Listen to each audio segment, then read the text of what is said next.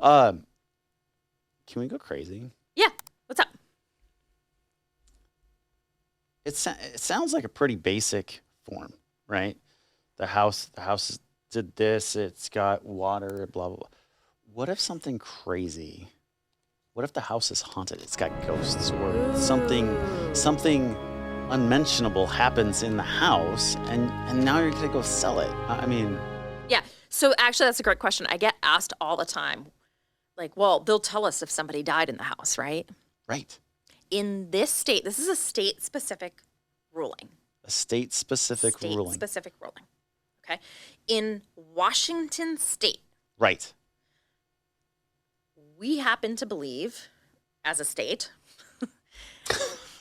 that that if somebody dies in a house, it is an emotional effect and not a economical effect of that house.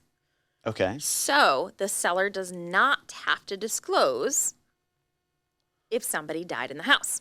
Wow. Right. Regardless of how somebody died in the house? Yeah, it doesn't matter. So somebody 90-year-old could pass away of natural causes Oh, Grandpa. and no Nope. disclosure. You don't have to say anything. There could be a murder in the house. That was where I was going. Yep. No, you don't have to Wow. say anything. There can be a horrible crime. You know what Now- else is a crime? Is this was our Mythbusters and we're not wearing our goggles. Crime.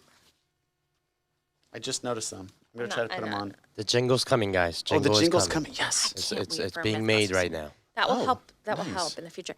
But it's important to know that they do not have to disclose it. Now, each agent has their own personal belief on this, right?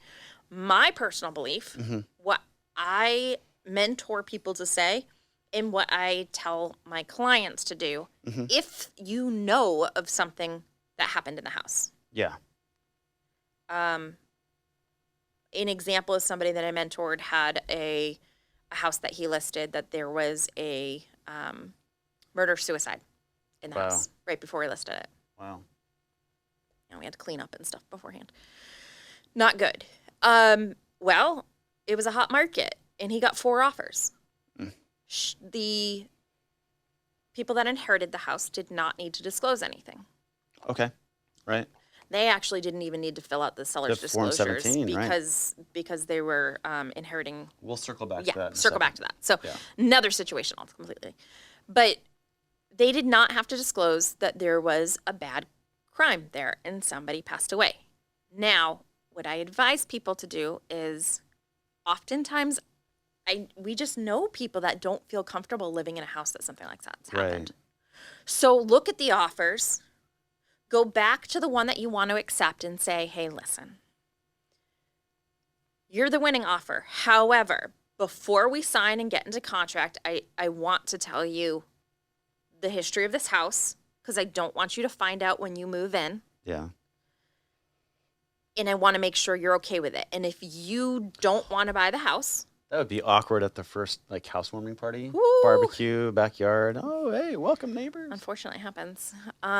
So if the seller tells or the seller's agent tells the buyer's agent before it's all signed around, we can be like, yep, okay, we know that and we want to move forward. During the one that I'm thinking about, one of the people actually said, okay, I'm not sure I want to move forward. I think it's not for us. And they backed out, which is, we weren't fully in contract yet. That's fine. Somebody else said, yeah, I got no problem with that. They Right. jumped right in. Yeah. But different people have different beliefs. Right. So it's something you do need to be cognizant of in the event that that is something that bothers you.